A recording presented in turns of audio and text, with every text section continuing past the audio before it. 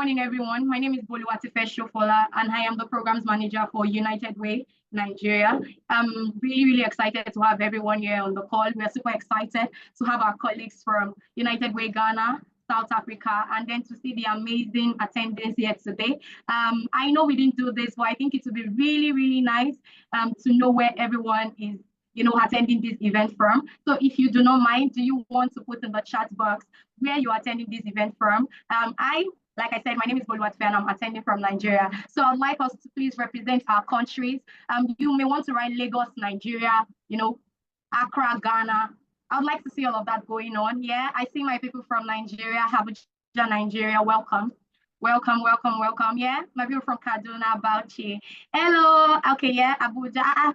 Okay, this is really nice, and I'm really excited to see everyone joining us here today. Okay, Sokoto, Nigeria. This is really amazing. I want to say thank you very much for joining us here today.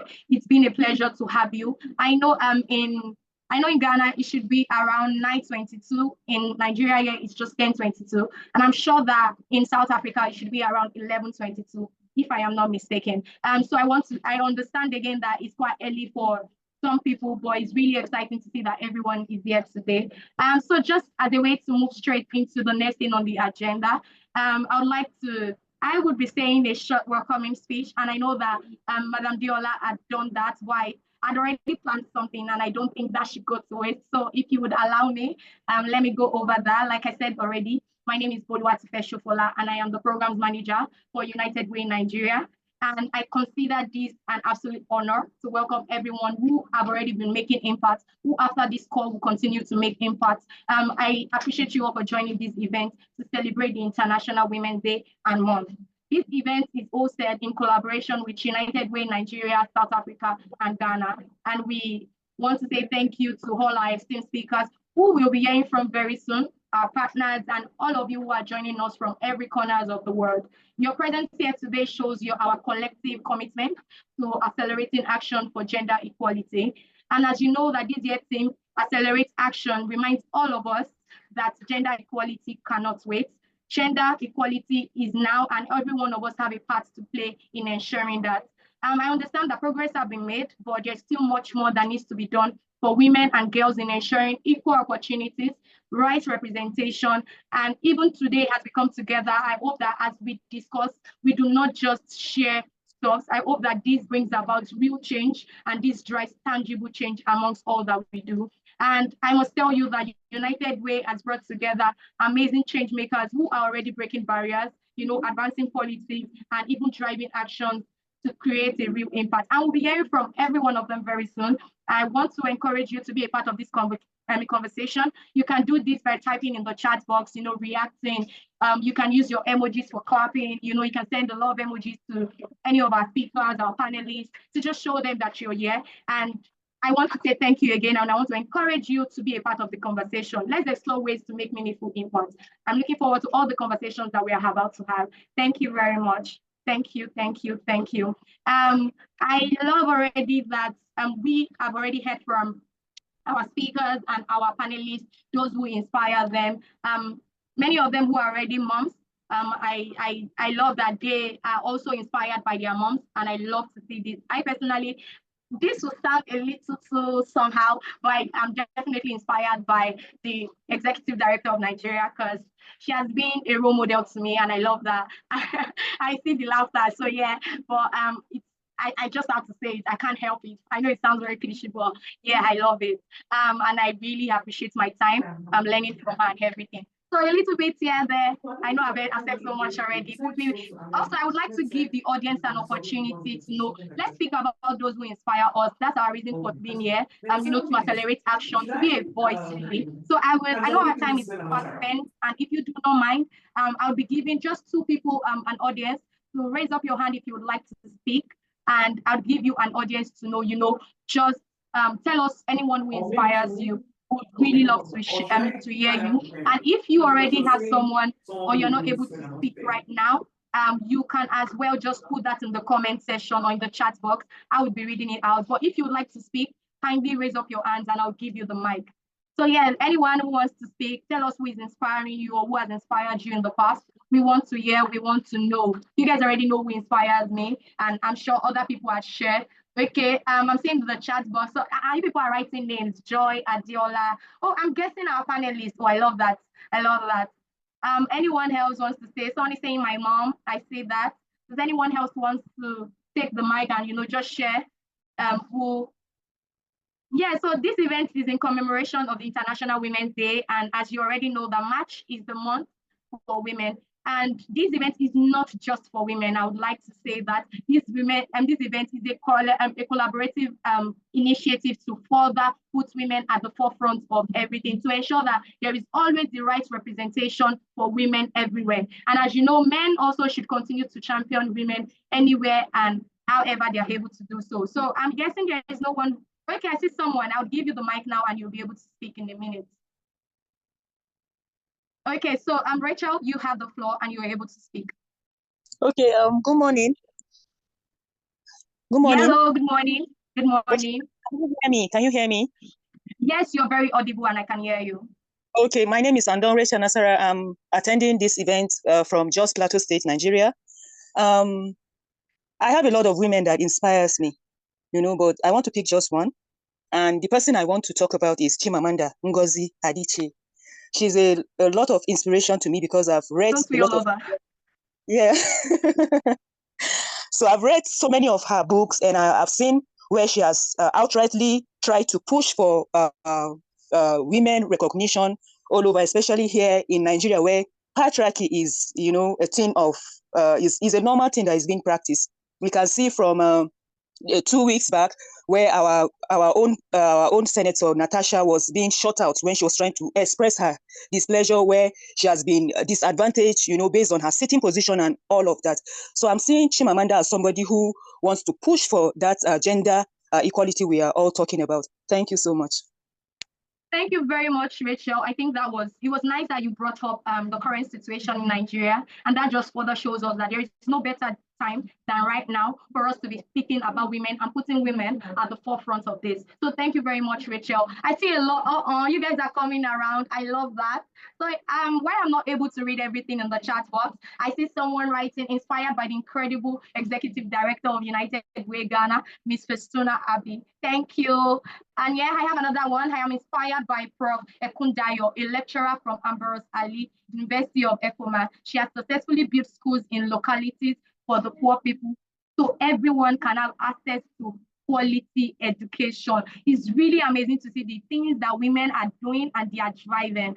So permit me to now call on Mrs. Joy Aderele. But before I hand over the mic to her, I think it's only nice for some of you who may just join this panel, or this event by, just join, there's something amazing that United Way is doing, and you probably have not heard or not had the time to research about the incredible work that Mrs. Joy is doing. Allow me to read a bio to all of us. I expect that this should be projected. I'm guessing that there is an issue, but just while they are fixing that at the back end, allow me read from what I have here. So while the figure that out.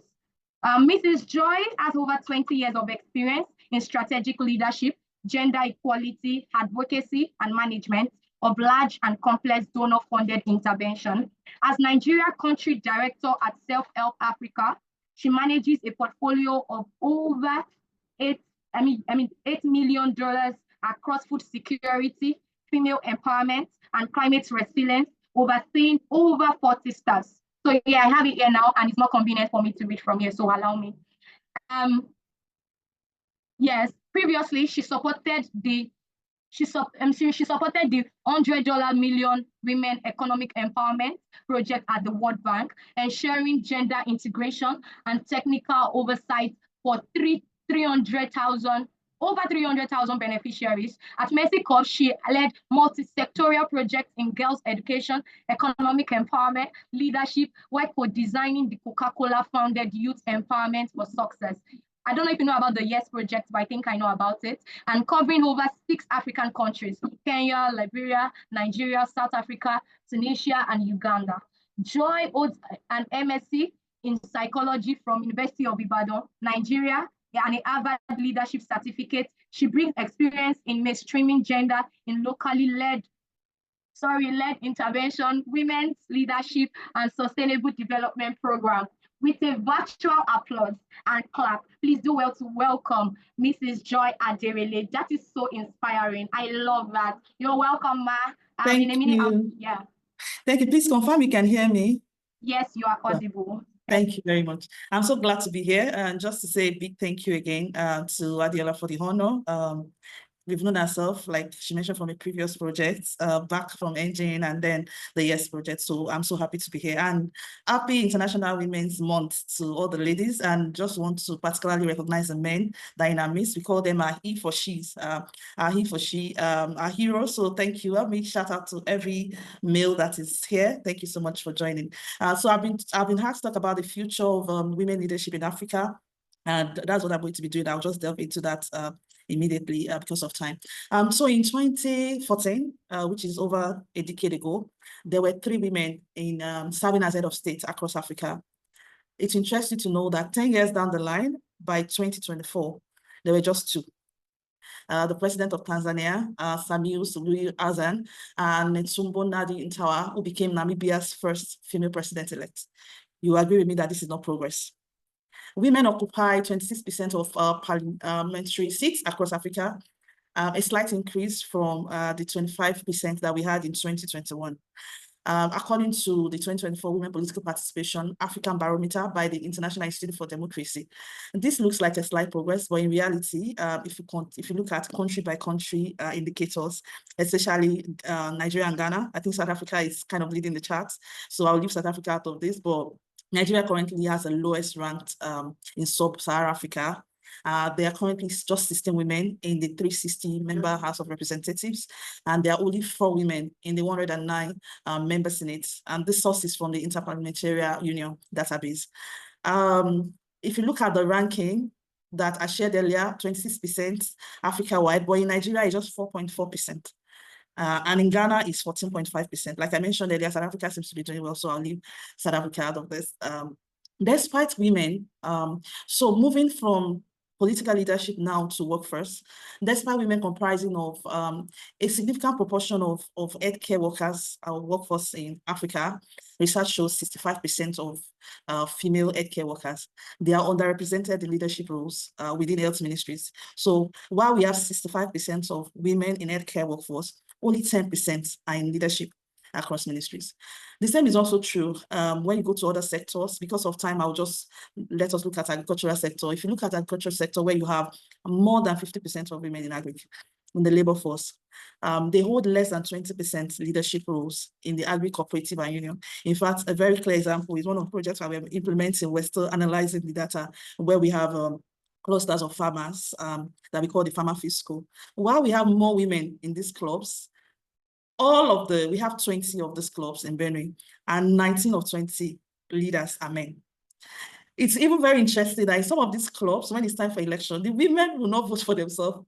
They will rather nominate a man to be their leader. And then we're going to look at some of the factors that are actually causing this. So this is an outcome we are saying, but there are some root causes of this outcome, and those are the things that I want to highlight for us to consider as a way to accelerate action for us to have more women in leadership. So we're going to say that the future of women leadership in Africa is very promising. I like the opening activity we had. You can see some of the leaders we mentioned, Ibukwa Woshika, Ngozi Okonjo-Iweala. There are a lot of promising African leaders, even the president that we mentioned of Namibia, across Africa, that promising female, emerging female leadership. But we need to be intentional about our efforts. We need to be intentional about our effort to break barriers and create more opportunities for women. And I'm going to be highlighting 7 key factors that I want all of us to take home that we should look at in order to increase female leadership. Number 1 is to grow female representation in politics and governance. More African women are leaded in leadership roles in politics. Countries like Rwanda, Ethiopia, Tanzania, they've made significant strides in gender inclusive governance, but we need policies. I know we have quotas, so it's beyond what we have on paper. How do we implement these policies so that we can translate policy to action, even while we accelerate? We need more action around the quota of women leadership. Nigeria is exceptionally low and unacceptable. In a country where we have significant number of women, 4.4% representation doesn't represent us at all. So we need to grow female representation and politics and leadership. And how will we do this? If women are not coming up in leadership, then we need to go to the second point, looking at education and skills development. We train female not to aspire for leadership. That's how girls are trained, right from the household level. Somebody mentioned Chimamanda as their role model. I read one of the stories of Chimamanda that really touched me, and I always cite these examples when I'm taking a gender training. Chimamanda shared that when she was in GSS2 or something like that in secondary school, she wanted to be the class captain. And their teacher had announced that whoever scores the highest, that the person that takes the first position in the next term becomes the class captain. She was the one that was able to attain that first position. And they said, no, a girl can't be the class captain. And they forced a boy who wasn't ready for it to be the class captain. And they made her the deputy class captain. And she was like, why? I came first. This boy didn't come first. But the teachers at that time said, a girl cannot be the class captain. Because when they were doing that announcement, they never imagined that a girl will emerge. So we need to train girls to aspire for leadership. From the home front, parents need to do better and not just keep reaffirming that we are training you for your husband's house. There's more to a woman. Marriage is good, marriage is honorable, but there's more to a woman than marriage. So women, mothers, fathers, communities need to groom a girl for much more than marriage. So the education we're talking about is not just formal education, even informal education, even socialization, everything that happens. So improve education and skills development for girls. So not just education, but even their skills, the skills required in leadership, resilience, visioning. A girl must be a visionary. So more girls should be getting education because the indicators. I don't want to go into statistics of boy-girl ratio in education. We need to focus on leadership education for girls, STEM education. We need more girls in science, technology. We need more girls in engineering, mathematics. When women acquire skills in technology and finance and governance, they're able to contribute, significantly to Africa's development. Then the third thing that I want to highlight is to promote economic empowerment and entrepreneurship, for women. We know that women-led businesses are rising across Africa. It's amazing to see. I recently saw one Faith Foundation data. It's almost 50-50 now, the amount of women-led businesses. So yeah, there's an increase in women-led business, but we need more. We need more, and we don't need women to just be in the how do I put it? I want women to break stereotype in business. We don't just want women to be hairdressers, to sell hair. We want women to do much more. We need to see women in fintech. We need to see women in other businesses that will break gender stereotype. So we want to see more women-led businesses across the continent, leveraging technology and social enterprises. We want women to be able to access funding. We know you need collateral to access funding. So women need to have this collateral like lands, things that will help them access capital for their business. So they're able to scale and not just in one shop or a trader with a table in front of a house. We need much more. We need women to get training, to get digital tools that will determine how far they're able to go in shaping Africa's economic landscape. Number 4, we need women, we need to be able to break cultural and societal barriers, and that's why I'm so happy and, acknowledging the men that are on this webinar, because we need collaboration. We need everyone to come together to be able to do that. Cultural and societal barriers have limited more women, than we can ever imagine. So society that hold traditional belief that a woman cannot lead, or society that hold that traditional belief that even when she's leading, she can't excel, she can't do it like a man. We need to break all those stereotypes. So we need to do this through advocacy, through media representation, policy reforms that are necessary to shift mindset. I also feel the entertainment industry is very key, in this aspect, to shift mindset so that people begin to see women differently. We need the entertainment industry to project our women as virtuous, as valuable, not as dancing nude materials. Women are much more than that. So that's why I say the entertainment, the media has a lot to play. Number 5, because of time, we need to invest in technology and digital leadership for women. You see statistics showing the number of male versus female that own phones, that are able to even browse, they're able to access the internet. We need more women to have digital training because we know that it will open them to the world and more opportunities. Digital platform provide opportunities for African women to lead global conversation. Like we are talking now across 3 different countries, and there may be other people that are even beyond these countries join. This is what digitalization can achieve. So we need women in tech, in media, in innovation who play a huge role in Africa's transformation. We need to encourage young girls to explore digital skills, which is a key skill for the future, for leadership in the future. Number 6, provide mentorship and support to women networks. There was one time that we're taking a training around conflict management, and there was evidence that there's usually conflict in women groups because they don't want to work together. Gone are those days. Women need to start working together. We need to support, women networks. We need to support ourselves. So we need to provide stronger networks and mentorship programs that are needed to guide emerging female leaders. We need to be able to inspire young girls, and how we do that is through mentorship. And mentorship sometimes is not structured. There's a girl on your street, there's a girl down the road that you can inspire. and that you can bring closer and deliberate. Remember, the word is deliberately, to deliberately mentor. Number 7, which is the last point, is to promote women-friendly policies and legal reforms.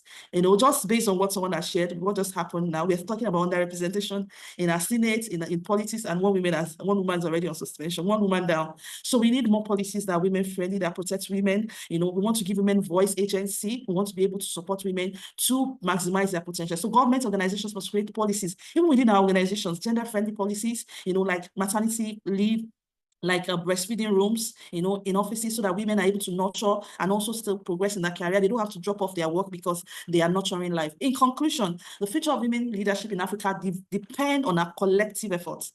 I want us to note that government, businesses, communities, individuals, organization, network must work together, and our work is to remove barriers and create opportunities. When African women lead, economies grow, society thrive, and the continent move forward. Thank you, and happy Women Month once again. Thank you very much. I don't know about you, but everybody needs to hear that. So we are virtual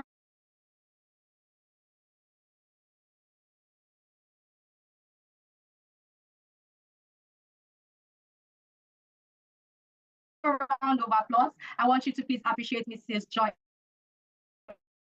with grassroots, high-profile individuals, and the need is always the same. We always have people saying, how can I help? Where do I come in? What role do I play? And it was really amazing to hear the problem, not just you tell us what the issue is, across Africa. It was really nice for you to give us solutions. And in these solutions, I'm sure all of us can see ourselves in it. So the question now to every one of us is, what role do you want to play? She had mentioned as a way to, ensure that women are very represented in society. She had mentioned ensure that every child around you, every girl child around you has some form of education, formal, informal, just ensure that they have some form of education. She also mentioned technology, and the world is going digitally, globally, and there is a need for everybody who wants to actually make an impact to understand how the digital space works. So for me, I think everybody has a role to play. Thank you very much for that brilliant address, Joy. We really need, I took notes, you said there's more to women than marriage. We can't talk about women leadership, women accelerating without putting that at the forefront. And we can't also have this conversation without talking about the girl child who is given the penis instead of a pen. And girls get married at a very young age just because women or girls should not be in school. It's as though education is meant for boys. And you're very correct. There's more to a woman than marriage. Oh, marriage is good, but there is time for everything. And it's also important, just like you said, to train women to aspire for leadership. We have, for those that have children or nieces or young girls in their areas and their families, you see a girl who is bold, who is outspoken. And because of this kind of society we're in, where so many people do not like to see girls really be outspoken or to be outspoken, they tend to dim their lives by saying, oh, you're too forward, you're too out there, you talk too much. Just maybe this little girl with fire has potentials to be a world leader. But when you do not give women the chance or girls to be themselves, it shrinks them. And how then do they go ahead to be world leaders, to be great women, if they have been told from a very young age that they cannot, they should not laugh too much, they should tone it down, So thank you again for that brilliant keynote address. And now we're going to officially go into the panel discussion, and I'm looking forward to hearing from you, brilliant ladies. Joy kicked off the address with leadership, and I'm also going to be starting this panel session with leadership as well. I'm going to come to you, Queen. Queen, can you hear me? Hi, Queen. Queen, are you on the call? Yes, I can hear you. Hi, Queen. We're talking women in leadership. We're going to be talking women empowerment, mentorship, women's impact in community development as well. And I want us to start with leadership. As Executive Director of United Way, South Africa, you play a critical role in driving community impact. And I'd like to ask, what has inspired you to take on this leadership role? Okay, that is a very good and interesting question. So I grew up in a township called Soweto in Diepkloof. And I was raised by my grandparents as well as my aunt. My grandmother, my mother passed on when I was very young, at a very young age. And that led me to understand that women can be able to really empower and also build each other and also take care of the family. And also realizing that women, they don't even mind whether this is my child or not, because I was at the very young age, a very tender age of 10 years when my mother passed on. And when I pursued my career in business, as well as looking at what is it that I can do, for me, it was more critical to look at empowering women as well as how to really build communities. But at the same time, my qualification in social work, in psychology, as well as business helped me to have a really holistic view of how women can lead and break barriers and make changes in the society as well as in other women's life. Fantastic. And just earlier when we were talking, when we started, we said what women inspires you. And hearing that you were brought up by your grandma is so heartwarming. And how grandmas can be. And I'm so glad that you shared that with us. I'm going to come to you now, Jola. What leadership strategies have you adopted to ensure that women and girls are empowered through the work of United Way in your country? Thank you. Thank you very much, Rihanna. I always like to start speaking because I know that I'm talking to a lot of young people. Every time I have the opportunity to do this, I like to, talk about my background in that I started I got introduced to development and nonprofits and social impact work as a young person, as a teenager. In fact, I was 13 years old and I was in JS2. And I had the opportunity to be trained, as a peer educator. That's what it was called. And a nonprofit had come, an NGO had come to my secondary school, and then I had the opportunity to be one of the young people that was trained on peer health education. And that's how this built my interest into what it is now. I remember that, I did that training and then had to lead a club in my school called the Health and Life Planning Club. And then, rose to become the president of the club. Was also around the same time as a 13-year-old that I got into the Lagos State Children's Parliament, and I was the deputy clerk of the house. And Lagos State Children's Parliament is like, you think of it as the parliament, but the children version. You're supposed to sit and deliberate on issues that are affecting children. And then this, have like mock session of the actual parliament, and then submit, the issues or the challenges that you come up with. As kids, we were just kids, but I think it was a very powerful tool that Lagos State had at the time. I think some other states also had it, to kind of bring children into matters that actually affect them. And we'll do that. I remember that by 15 years, I already had an award for volunteering because I was doing things in my community a lot. I was working with young people, with children and teenagers. I kept, volunteering my time to speak to people. Of course, through guidance from the nonprofit Action Health Incorporated that I was attached to at the time. And this just helped and sort of like built a foundation of the work that I do now. So you can imagine that all of these attributes, things that I had to learn, especially the skills from volunteering that I learned. And so every time I have the opportunity to talk to young people, I'm very open about how volunteering can actually bring you into rooms and opportunities that you never dreamt about. Because that's what this has done for me. What it did was that, you know, every time I think about my work now, I can say for a fact that, you know, I have over 18 years informal experience.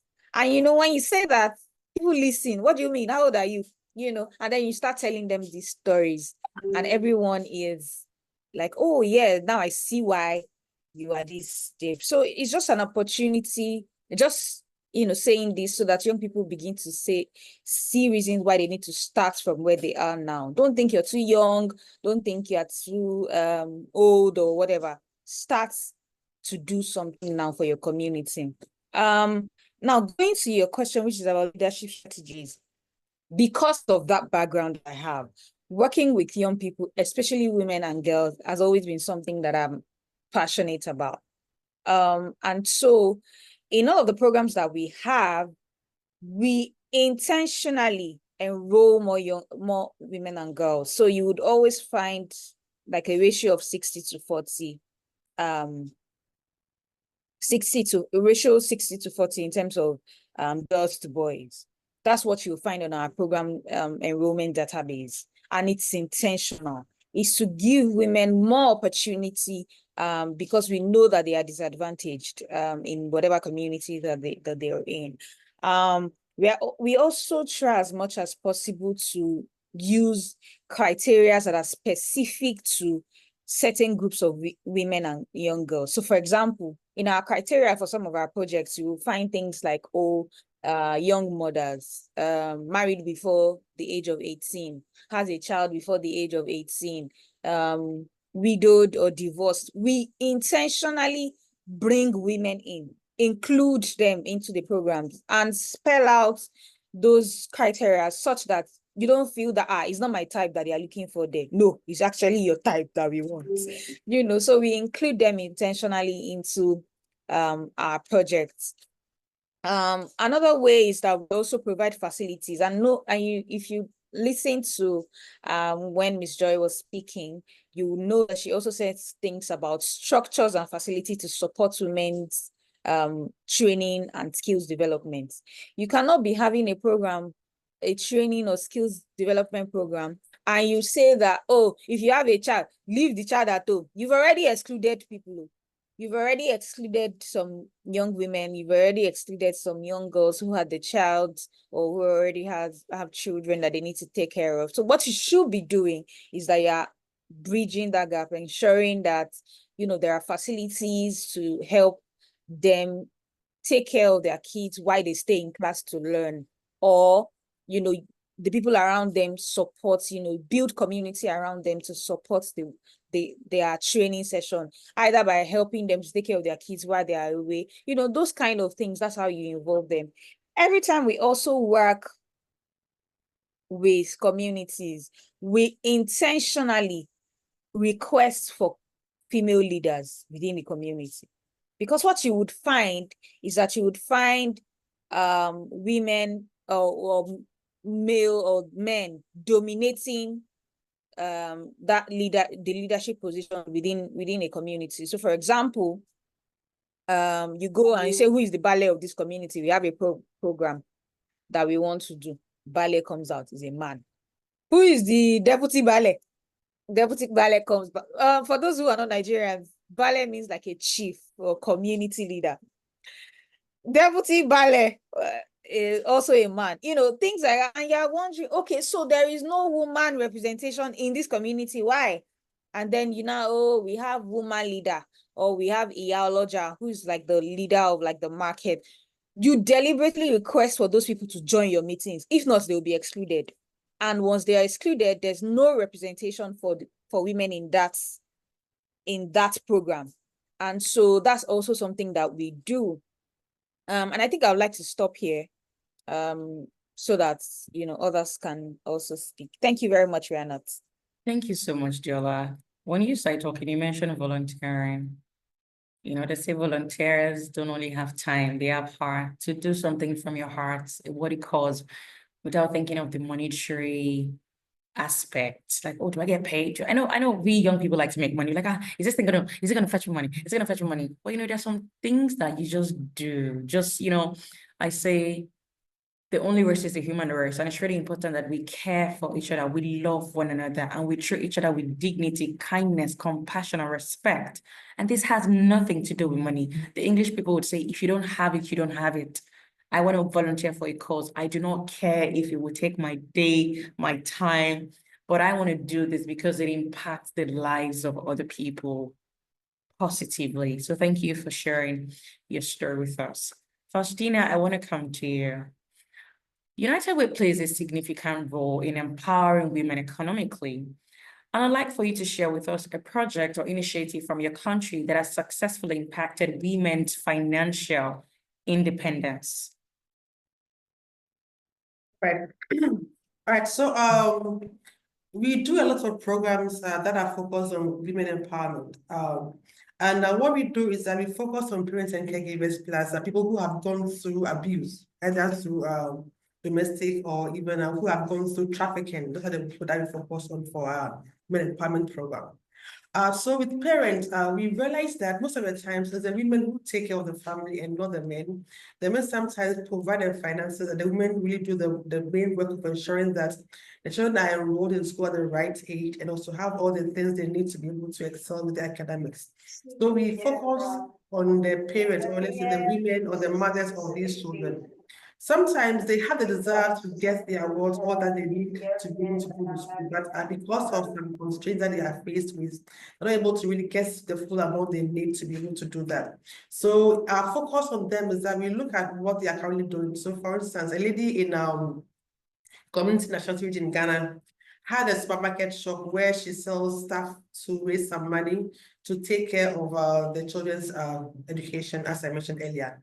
But with time, because she was not really making enough sales from that shop, she now had to enter into her capital to spend money from that end to support their child's education. So with time, she now spent into a capital, and then the item in the shop started to decrease. So the question is then, how does she sustain her business whilst her child also goes back to school to do what he has to do academically? And so she was really, really going through a lot of challenges of raising funds. So she now relied on family and friends who give her money frequently to support the upkeep of her children. So through our program in that community, we were able to identify this woman and amongst other women as well. Then we asked her, so madam, what do you think would be an interest to you that you can transform into a business that you can run to be able to diversify your income? Then she mentioned that what was going up, she had an interest in baking. So let's say baking the biscuits and the chips, or the chin-chin as we call it in Nigeria, and the meat pies and all that, she really wants to learn that. But she's not really been able to have the time or the resources to be able to enroll for that training. So through our programming in Kumasi, we were able to enroll her into the program where she was trained on how to bake pastries. Then she was also trained on how she can manage her income. So for instance, if you are earning something from your business, there has to be a portion that you're going to invest back into your business, a portion that you can save towards your future, and also a portion that you can also use for your family's upkeep. She was trained on all that, and she also trained on how she can transform the idea into a business. So after she was trained for 6 months, then she was given the resources, she was given the oven, she was given the materials, the ingredients that she can use to start her pastry businesses. So as we speak now, she's currently baking the pie and the other pastries, which is now attached to her supermarket. So in the shop, she has a small shelf or a small showcase that has been built for her, where she sells this pie and also these biscuits and everything that she's able to bake. So our last encounter with her was that she's now able to make close to $20 a week that she's now able to make weekly to add what she was making from her previous supermarket. So with time, we believe that as she's progressing, also she's also be able to expand her business. She can now increase her profits from that sales. So this is one of the things that we've been doing for people. So at least if you have a running business which are not really being able to make enough to support your children as a woman, we diversify your income for you. So at least you're able to make more to take care of yourself. Joy mentioned something about women. With United Way Ghana, we don't want to just create opportunities for them because opportunities are there. But the question is, are they fit for purpose? So the question is, if a woman needs to be able to fit into a role, is she well equipped? Is she well empowered to be able to do that? So we also ensure that in all things that we do, we empower the woman to know that, okay, one, I can be who I want to become if I'm well, or if I'm intentional about my activities, if I set my goals right, if I'm able to dedicate enough time to improve myself. And then once you improve yourself and then the opportunity comes to you, you are not able to go to that opportunity to excel, not just to be an ordinary woman, but to be in that role to make an impact in your community as well. So these are ways that we also try to empower the women to be able to excel in their own small way, also to be a bit better person than they are in their communities.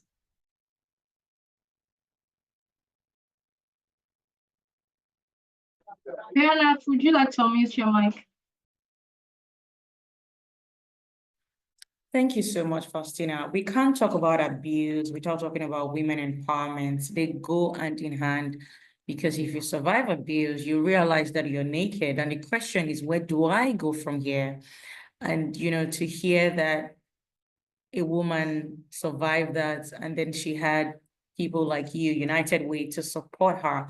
And now she's going to do really incredible and remarkable things. And I think that when you pour into women, you see the seed. With that, she's also even going to pay it forward because there are many women who's going to come after her. Thank you so much. Hello, everyone. My name is Rihanna Tojoba, and I'm just going to do a quick recap because I know that we have some people who are just joining us. Hi, my name is Rihanna Tojoba. Welcome to United Way International Women's Day Accelerate Action event. We're here for each other. We're here to inspire one another. We're here to inspire girls to envision and pursue meaningful careers, to tell each other that we absolutely can because we actually can. We're here to empower one another, to talk about these incredible women we have here and the incredible work that they are doing for United Way Greater Nigeria, in Ghana, in South Africa, and in Nigeria as well. We're here to collaborate. We're here to amplify the voices of women who have made significant contribution to their communities. And most importantly, we're here to talk about women and how we can ensure that women are in spaces where are male dominated, because like I said, women absolutely can. We can lead and we can create change. And if women are not in key areas, so many parts and so many aspects of our lives are going to suffer. If you're just joining, welcome. If you've heard anything from any of our speakers so far, you can put your questions in the chat box. So just before you guys joined us, we're talking leadership amongst the incredible women that we have here on our panel. We have with us Faustina Abi, the Executive Director, United Way Ghana. We have Queen Mokonoto, the Executive Director, United Way South Africa. We have Joy Aderele, Country Director, Self-Help Africa. And of course, Diola Durodola, Executive Director, United Way Nigeria. So I'm going to come to you, Joy. Hi, Joy. Joy, can you hear me? Yes, Hi, Joy. I was trying to unmute. Yes, I can hear you. Oh, okay. I want us to talk mentorship and career growth because just like Jella said, she started volunteering at a young age and she was inspired by the people that helped her. And we can't talk about career development without talking about mentorship. And I would like for you to share a personal story about a mentor who shaped your journey and how you have also mentored others. Okay, thank you for that question. So I would say that I found myself in the development sector accidentally. And one person that stood out for me in that journey of mentorship is Mrs. Grace Delano. Mrs. Grace Delano is the founder, executive director, then former, because I think she's retired now, of Association for Reproductive and Family Health in Ibadan. So I grew up in Ibadan. And I started doing some advocacy work from school when I was in uni. I remember one time, I think this was 2002, during World AIDS Day, December 1st. I've heard then that AIDS was killing people and all of that. I just gathered like 5 friends in school. and we stood at the school gates, and we started telling people HIV/AIDS is real. We didn't have much information, but we just shouted HIV/AIDS is real.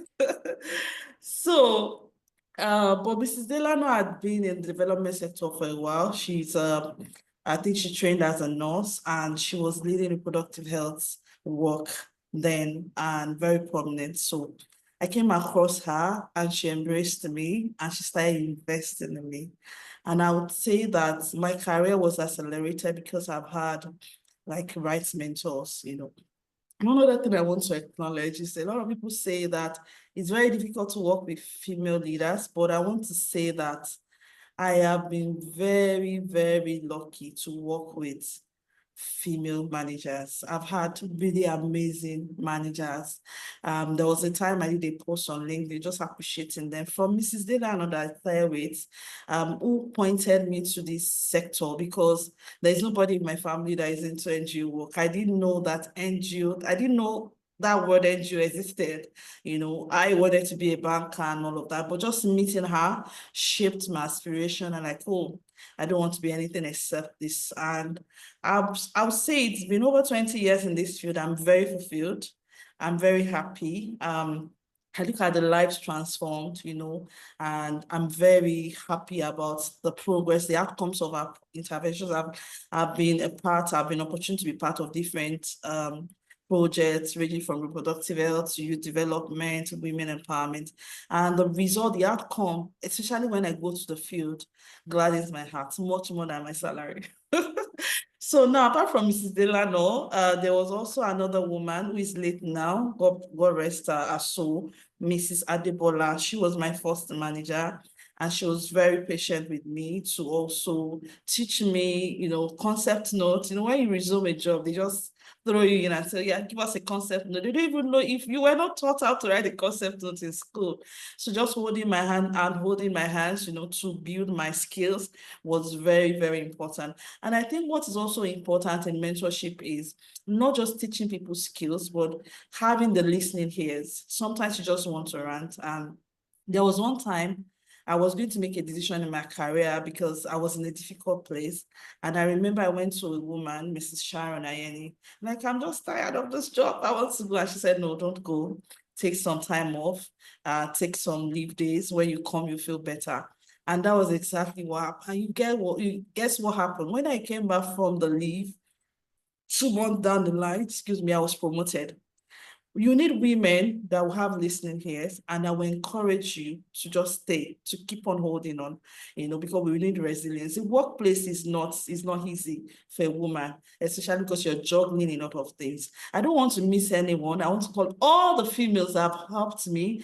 I worked with Society for Family Health, and I worked with an amazing woman, Miss Nkiru and Oneka. She was tough, but she was thorough, and it helped me. Some of my team members, they jokingly say, oh, when Joy reviews your notes, be sure to have, you know, those red trackers. You know, because I was trained by a very thorough woman who pays attention to details, and that has rubbed off on me. When I was in Mexico, I worked with Rabbi Sani, and I'm another amazing woman, you know, who knows the job very well, and who was really, some people know the job, but they don't want to show you. But she was able to show me, and yeah, and I'm still working with women. It's not just about people that are above us. Mentorship is not just about people that are above us. That's a mistake. Even people that you are line managing, even people that your mentees can mentor you. And that's how life has been, my career journey. I've learned from everyone. I've had opportunities, you know, from people that were even under me, you know, job opportunity, even this opportunity now. You know, the other when we started, said I used to be a boss, but I'm inspired by a journey. So I'm saying mentorship should not be seen as a one-way direction, but as a two-way. You know, we learn from ourselves, and it's a collective action. Yeah, thank you. I'll stop here.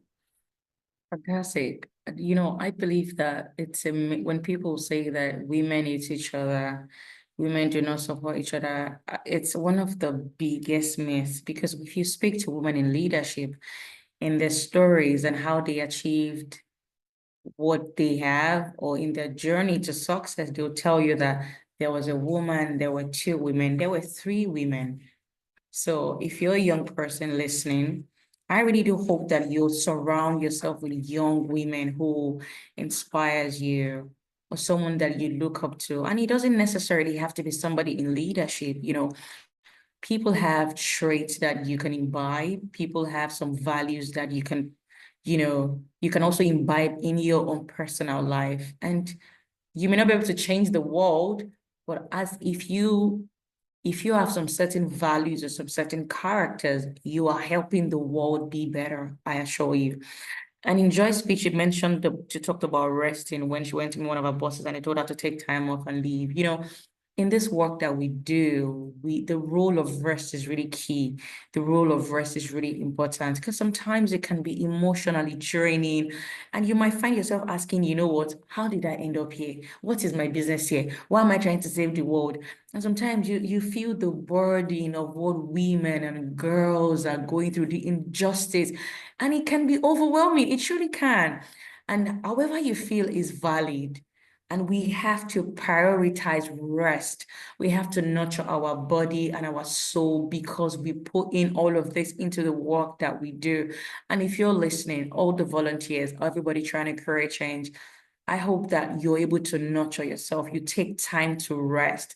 Do something. Find your tribe, your community. Do other things outside of this work that you can breathe before you come back into the work, because I tell you, the work takes from you. The work for humanity would obviously take from you. Thank you, Joy. Diola Diridola, when you were speaking earlier, you mentioned that you started this beautiful job at a very, very young age. I'm trying to think back to when I was 13 and I do not remember what I was doing, but Jola can tell everybody what she was doing when she was 13. Like, if you wake up in her sleep, she's going to tell you. And then when she was 15, and it's incredible to be saying that, I've done this for the past 18 years. And people are like, wait, you didn't get born into this job. How are you this young and you've achieved so much?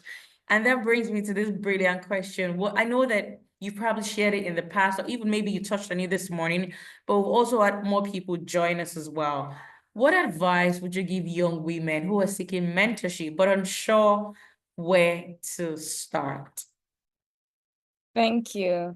Just to quickly say that I'm not just saying this. I'm not just saying that, oh, I did this training at 13, I got this opportunity. I actually have certificates from those years. So, and my mom I'm grateful to her because she kept them. She made sure to keep them. So I actually have certificates and awards from as far back as 2007, 2006, So yeah, they are real, and it's something that everyone should do. In terms of advice for young women seeking mentorship, there are so many other things, but I'm going to start with like the obvious, which is, social media and what social media is doing for everybody right now. Social media has kind of made the world a small place where you can just reach out to people. A lot of you know some of these, your mentors and the people that you find inspiring. You know them from seeing them online. And, as you have found them online, it means that you can also reach out to them online. Young people get scared of, reaching out to their the people that they find inspiring. Just a little hello there, hi there, but obviously doing that strategically. You cannot, and I'll give an example. A young person kept messaging me and he kept saying, hello, ma, good afternoon, ma, good morning, ma, good night, ma.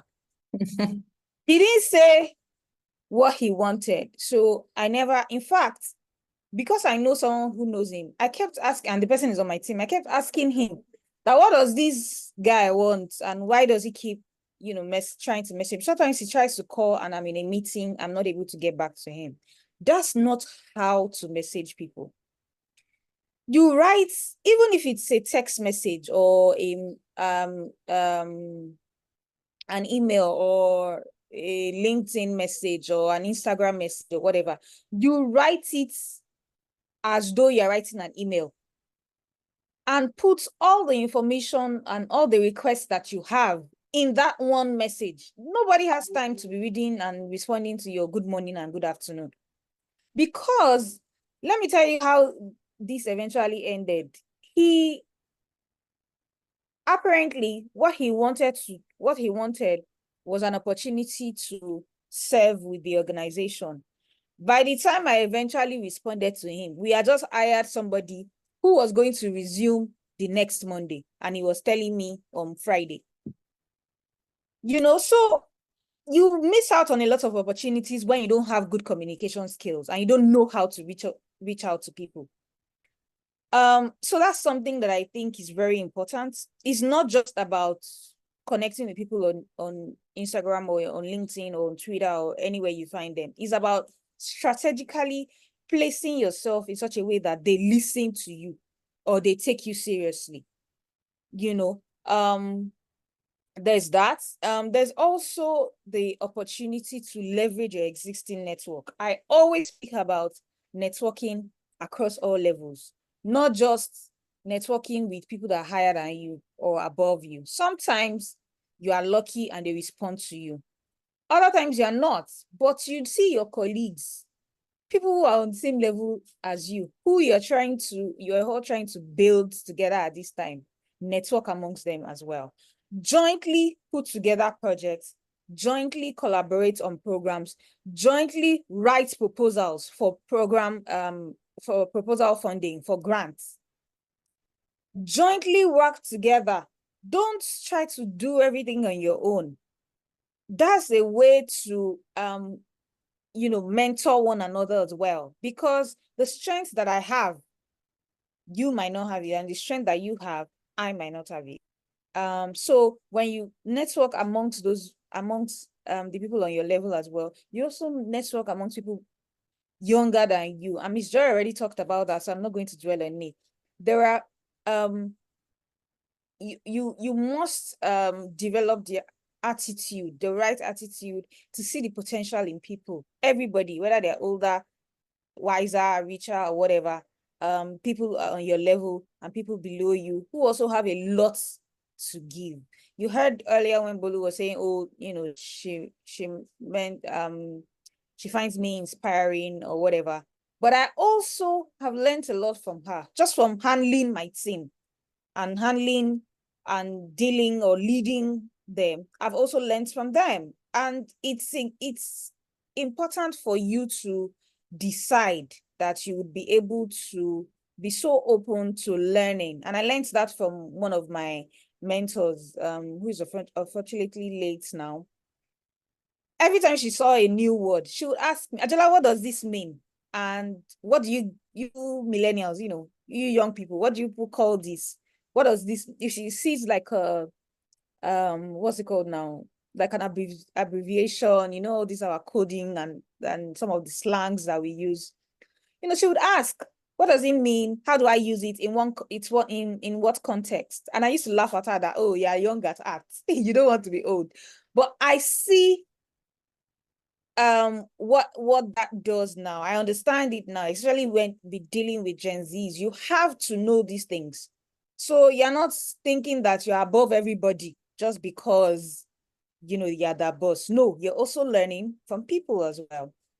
So I think that's something that we should do. I've spoken about reaching out, being proactive, reaching out to leaders, reaching out to people who inspire you.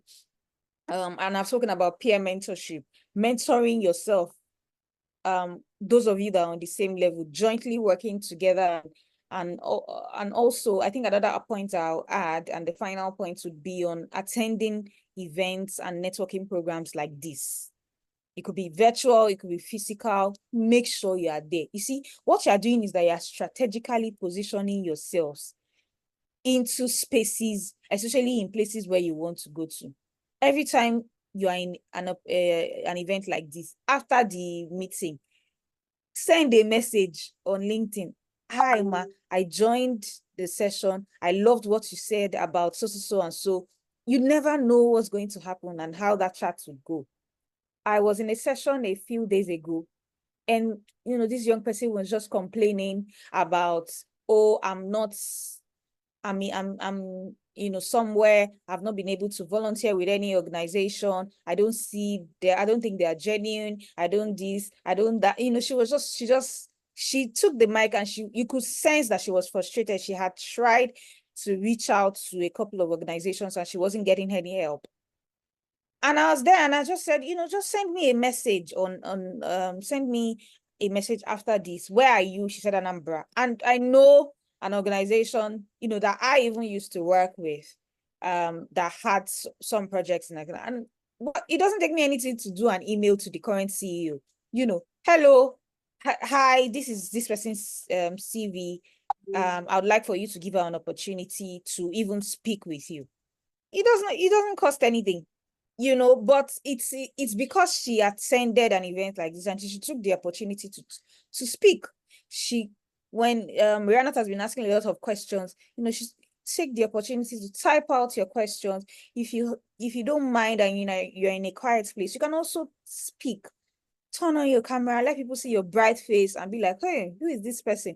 Let people remember you after, such that by the time you send a message later, they connect, oh, this is that girl that asked that question. They remember you. You leave a lasting impression, you know. So thank you very much, Rihanna, and well done. Thank you, everyone. You know, thank you, Jola. That was brilliant. And I love when one of the reasons why I enjoy sessions like this is because you find yourself telling stories about yourself, your real life experiences. Jola says, be open to learning, communicate properly. Hello, hi. Hi, what? Hi, do you want my hair? What? Hi, what? Hi, what? Hi, what? Hi, then you speak. It has to have weight. Whatever it is you want, you can write it in the same message. Hi, my name is Dees. I would like for you to Dees. I would like, do you understand? And what she said about mentoring yourself is so key. My mom always says something. She says, you learn the good things and not the bad ones. You can also surround yourself, I said it earlier, with people around you, your peers. And she said, let people remember you. You have to leave a lasting impression. How you do it, I will not tell you. But I mean, you know what to do. I'm going to say something. Jella said something about a guy. I was just sending hello, hi, hello, hi. When it was Women's Month, I messaged Jella as well. So like, I have a 9 to 5, but you know, in my heart, women, girls, children, advocacy, social impact is my joy. I love this work that we do, trying to make the world a better place. And it was Women's Month, and I'm like, oh, in my 9 to 5, I cannot do this because it's different sectors. And I said to Jella, I was like, Jella, it is Women's Month, and it's my greatest desire to host lots of panels. It's my favorite thing to do because when the panelists talks, you can amplify, you can add, you can have a diverse conversation. I'm like, Jola, it's Women's Month. And it was as though I didn't have what to do. Like, I was like, I needed to be in the center of this conversation in March. And she's like, oh, Riri, good that you messaged me. I'll talk to Bolu. And I'm like, and that's why I'm here today. But imagine I just said, hi, Jola. First of all, Jola is not a witch. She's busy. Do you know how many hi, Jola she's going to get? So the point is, you're reaching out to a person for anything, even in friendship.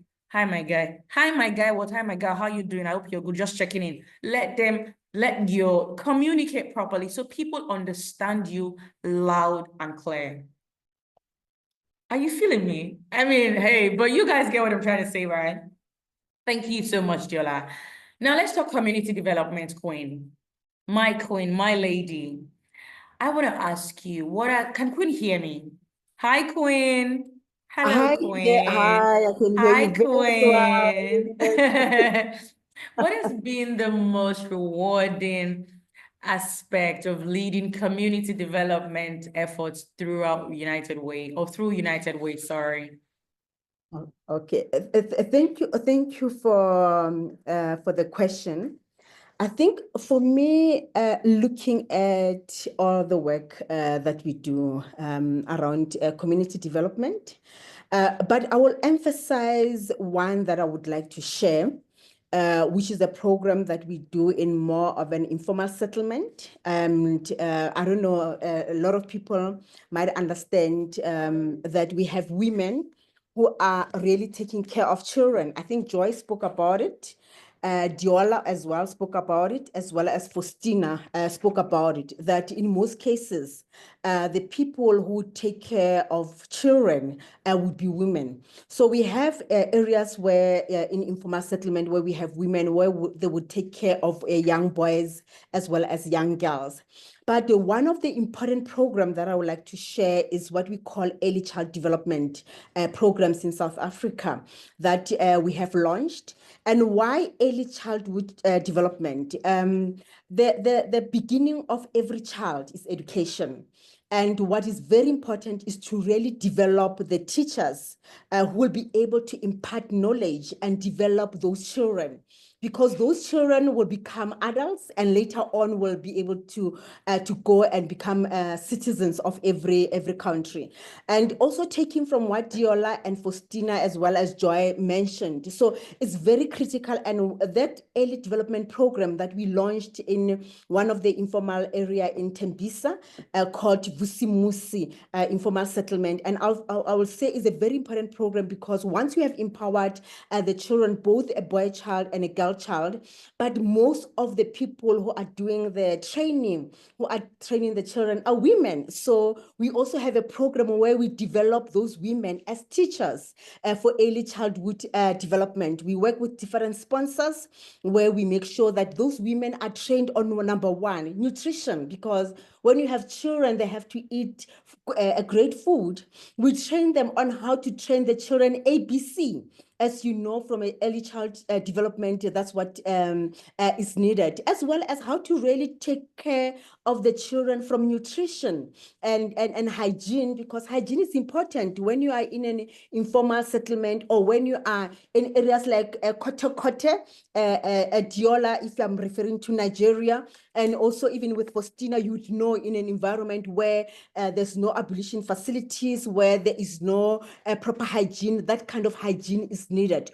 So we train the women and we empower them at a very young age, as well as those who are elderly, because you would also really appreciate that, most especially for early childhood development, most of the time you find older women taking care of small children, but you also encourage young women to get into that space of early child development, to be able to take care of the children and also to educate them. So that is one of the programs or of the community empowerment program that we have launched, and really we are doing very well in that program. And I encourage women, whether you are in South Africa, whether you are in Ghana, when you are in Nigeria, yes, participate, volunteer.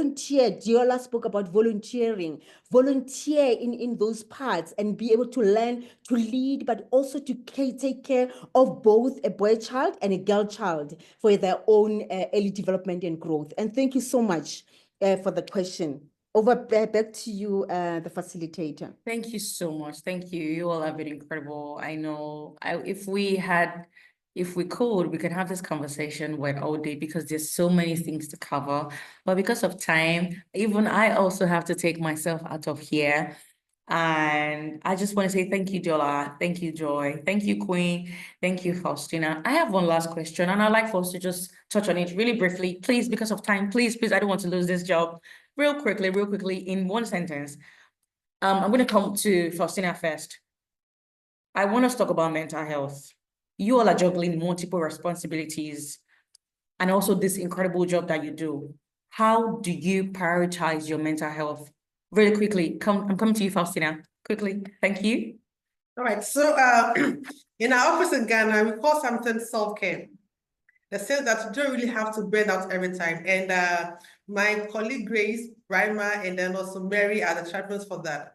And so for every day, you have to prioritize your work. What needs to be done urgently, what needs to be done later on, so that at least once you're able to know what you have to tackle first, you will be able to have enough time to ease off your stress.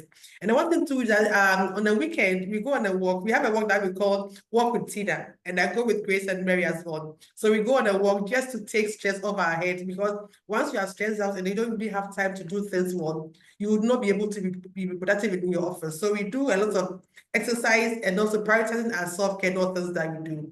So that's how we manage stress. Also, we also manage our mental health in Ghana here. Thank you so much. Joy, you're next, real quickly. Hi, Joy. Can you hear me? Sorry, I didn't. Miss, I'm already on transit. Sorry. Oh, it's What's fine. the It's question? fine. It's fine. It's fine. We can let you go. I said that with all the incredible work that you do, how do you prioritize your mental health while doing so many things? Real quickly, in a sentence. Yes, Okay, no time. so by taking time to rest is number one way, and also network of like-minded women, where we can share notes. You know, the one thing I believe in life, there is nothing you're going through that someone has not gone through. So sometimes when you share, you feel better. And then my faith is very helpful for me to keep sane. Thank you so much, Joy. Queen, you're next. Real quickly. Okay. At a personal level, I hike. I like hiking. Nice. And I also run. I also like the gym. I exercise a lot. But while I exercise a lot, with the team, we eat a lot. So when we come together as a team to really refresh and relax, we make sure that there's a meal, we share a meal. Thank you. Fantastic. How about Diola, what about you? I think that for me, it will be on a personal level, it will be a strong support system that I have, family, and just, people who also help me with work, domestic work. That helps a lot. I know that not everyone might have access to that, but I believe that you can build that community, even with friends and like the network of people around you who are trustworthy. Obviously, they have to be trustworthy. And you also must be able to give that level of support for you to receive it. You must be able to, give it as well, So I think that that's one way that has helped me personally. We work is mostly delegating. So within the team, every now and then we have a large network of volunteers, and even within those volunteers, there are still some who work a little bit more with the team than others. So there are team leads even amongst the volunteers who work closer with the programs and admin team in-house. And the reason why why we did that is to spread out the task and to just give people who are interested in supporting our work to also help us to deliver and achieve our goals. So we delegate strategically, and we trust our team to manage our field operations. Some of the activities that we carry out are across different states. We are not even there. It's the volunteers who lead them, and they do it fantastically well.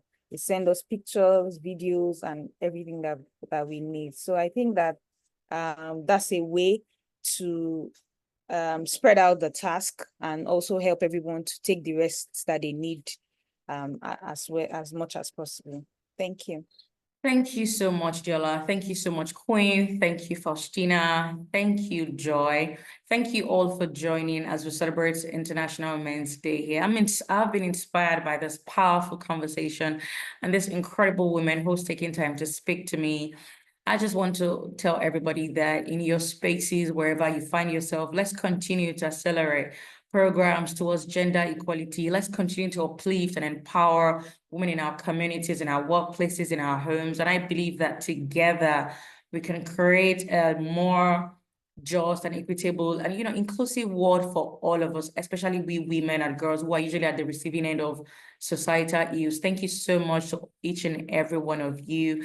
I'm going to be handing over now to Bolu. Thank you, guys.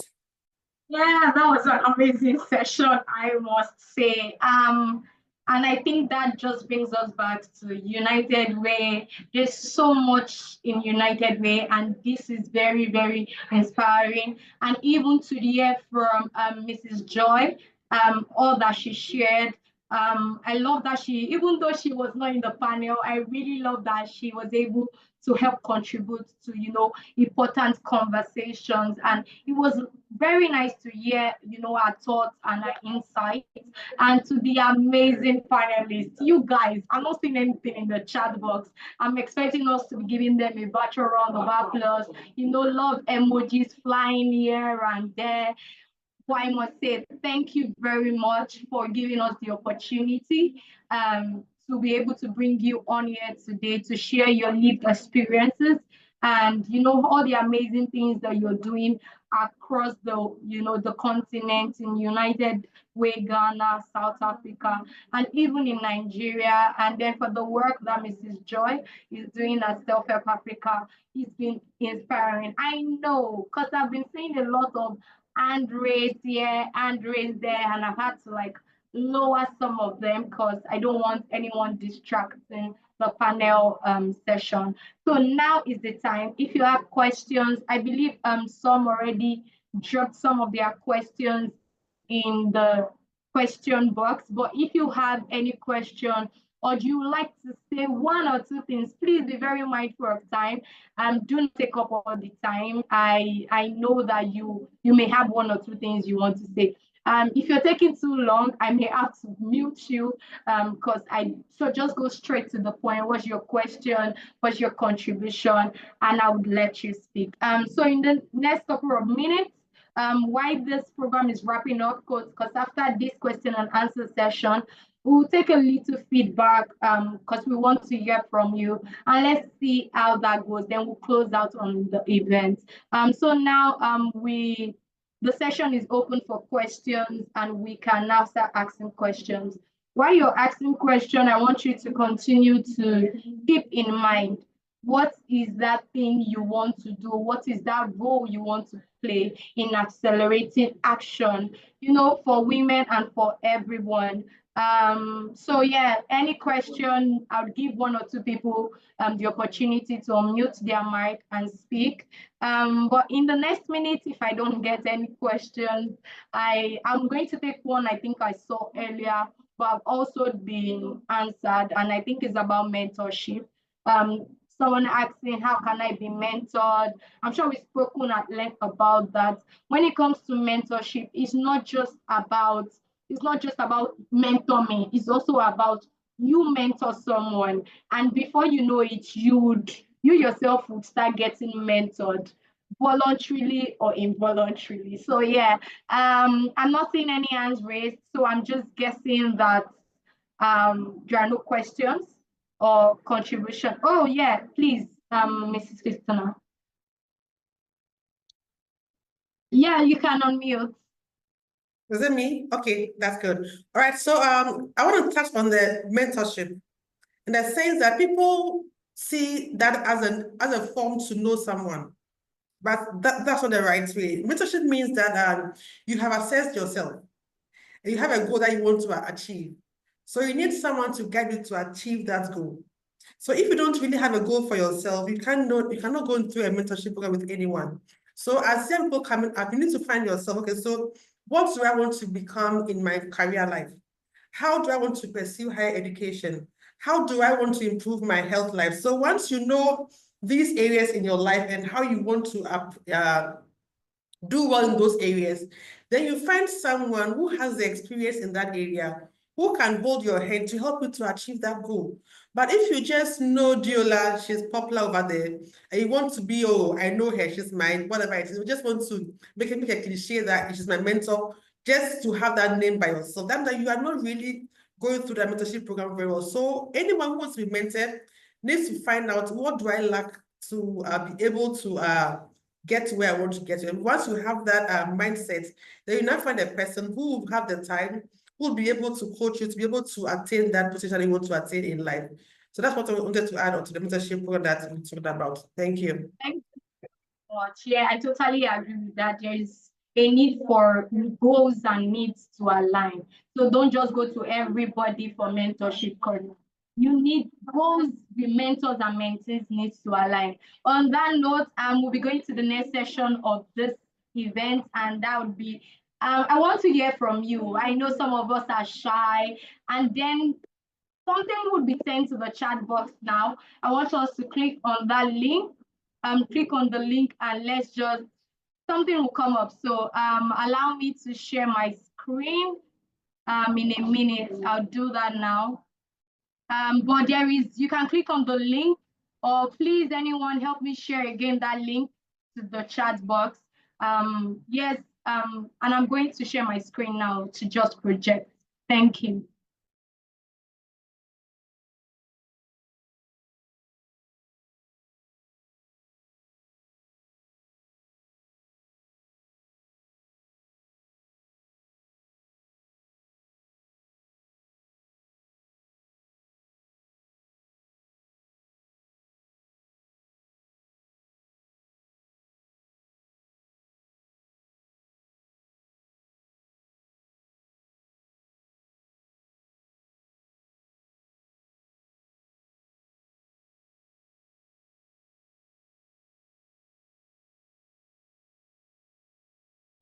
Can anyone please confirm that they can see my screen and I am audible? Okay, yes. So I want to hear our feedback. What's our key takeaway? What did you gain from this panel session? Are we having issues accessing the link? I can only see one person here.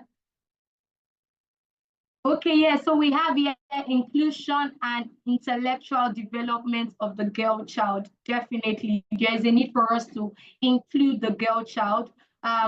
Intellectual development of that child is also very important. One of the key takeaways from me is that women are not just built for marriage. We can do more and be more visible in our community. Amazing. Volunteering sets you ahead. I love that. I love that. I love that.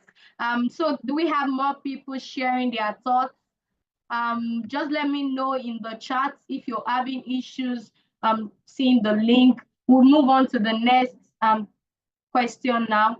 To always support in our community and give back in our own little way. Yes, I love that we understand that everyone has a role to play, and to do that, we must come together. It's a collective effort. Need to communicate better, definitely. Communication is everything. Inclusion of every child in every sector, not just marriage and family. Yes, we deserve to be sitting on political seats, and we deserve to be in the place of power because our voice deserves to be heard. Jointly work with people. Don't try to do everything on your own. Women included in leadership and the economy. Networking is the key. Mentorship is important for growth. Women should break stereotypes. Thank you. I think I'll be moving on to the next one. Yeah, so share a quote to commemorate the International Women's Day. I want to hear what's the quote.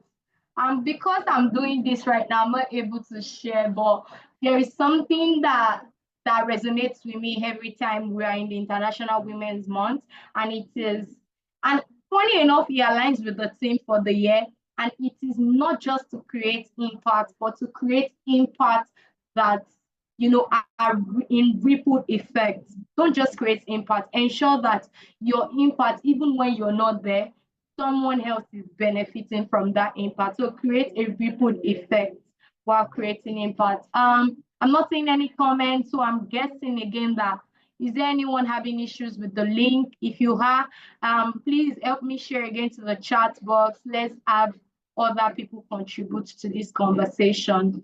Yeah, share a quote to commemorate International Women's Day.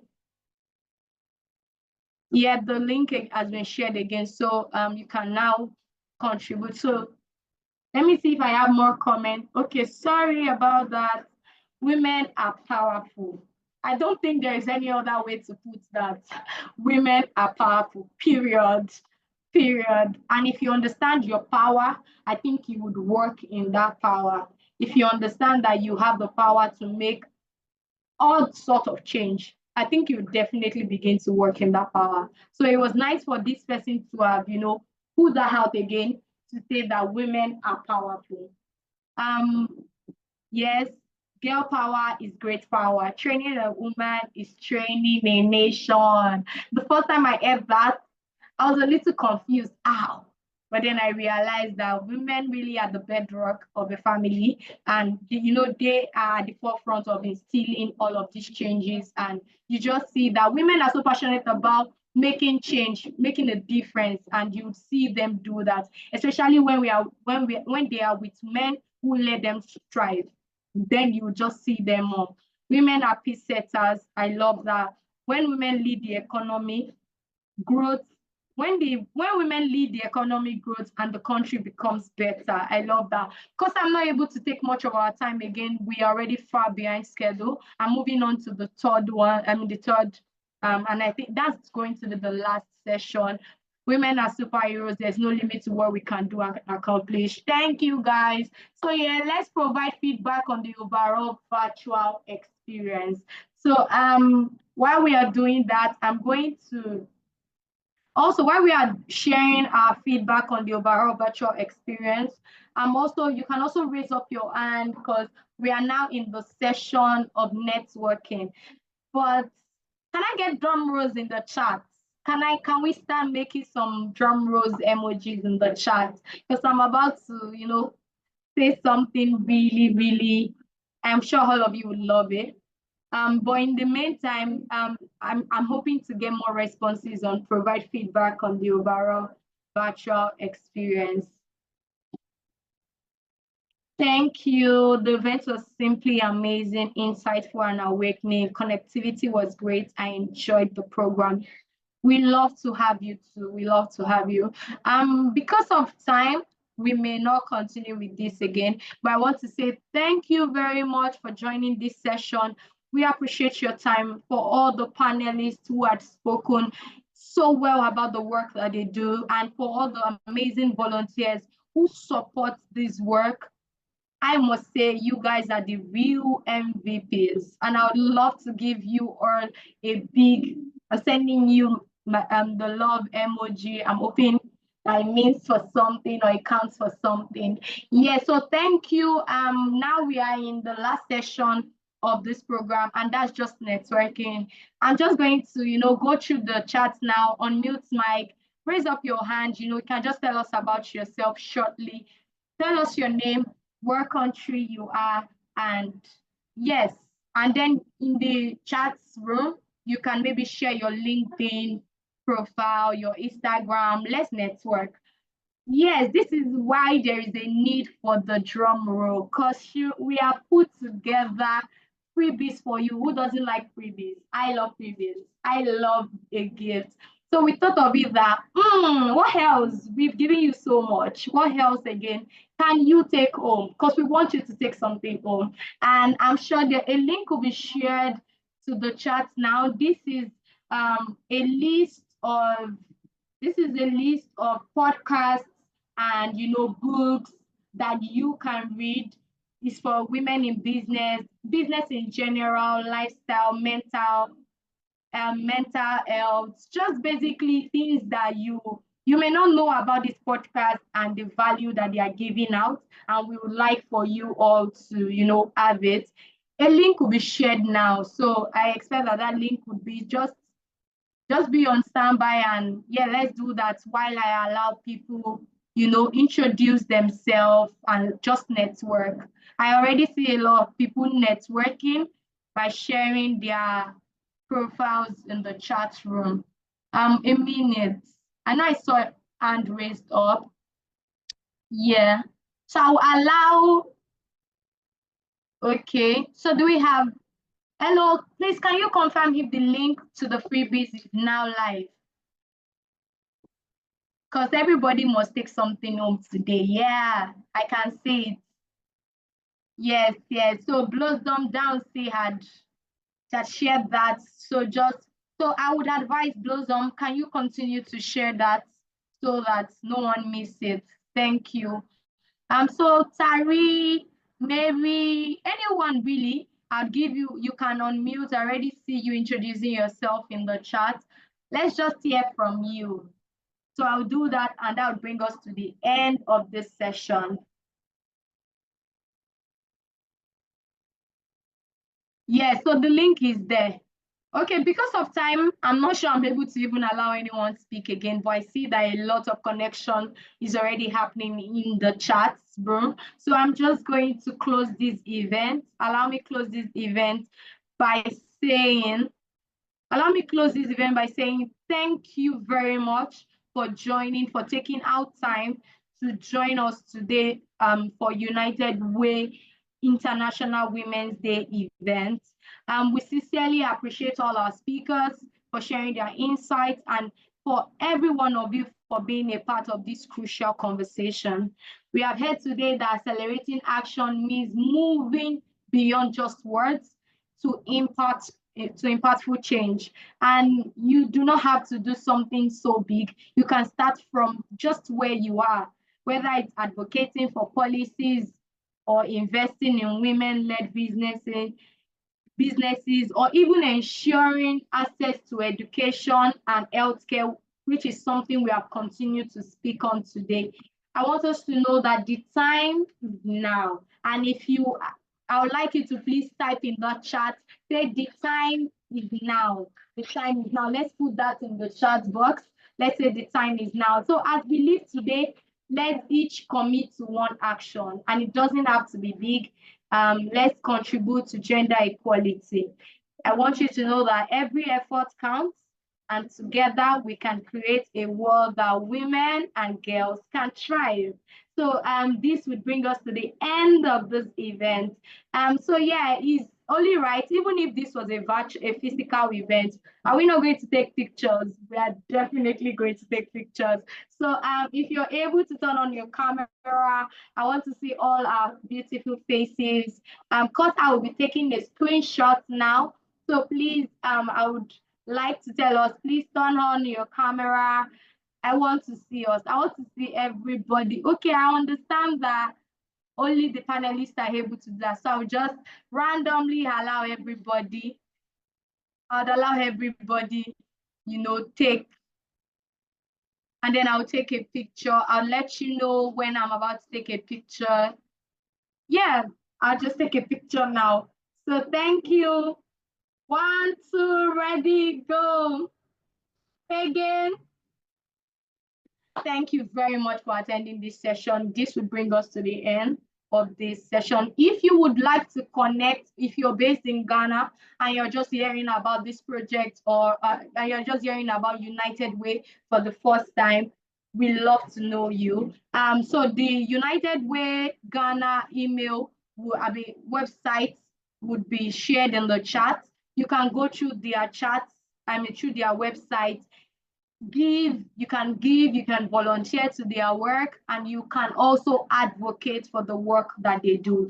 The link to the website is now in the chat. If you're based in Ghana, or any time in the year, you probably move to Ghana and you want to support their work, do not hesitate to volunteer your time. Also, if you're based in South Africa and you want to volunteer your time, or you're just even hearing about United Way South Africa for the very first time, I would like to implore you to volunteer with United Way South Africa. We've heard of the amazing work that they do, and I'm sure we are inspired and we want to know more about them. Their website link would also be placed in the chat. Let us follow and also visit their website. And then United Way Nigeria, we are also very big on volunteering, just as other United Ways. Our email, okay, I even see that you can even email, so in the chat room, you would have maybe social media handles will be placed there, website handles. Follow all the United Ways across all their social medias. Learn about their work. Make sure you are aware. So, because if you're not aware about the work that we do, how then do you want to support our work? So let's do that. Thank you very much, everyone, for attending this session. I'll just continue to stay on the call. You can leave now if you want to, but I'll just stay on the call in case anyone still needs help, maybe with social media links, with website links, and just ensure that we provide that to everyone. But thank you again, everyone, to our speakers, to the panelists, and of course to the amazing attendance. This has been amazing. You would hear from us very soon. Yeah, thank you, and bye everyone.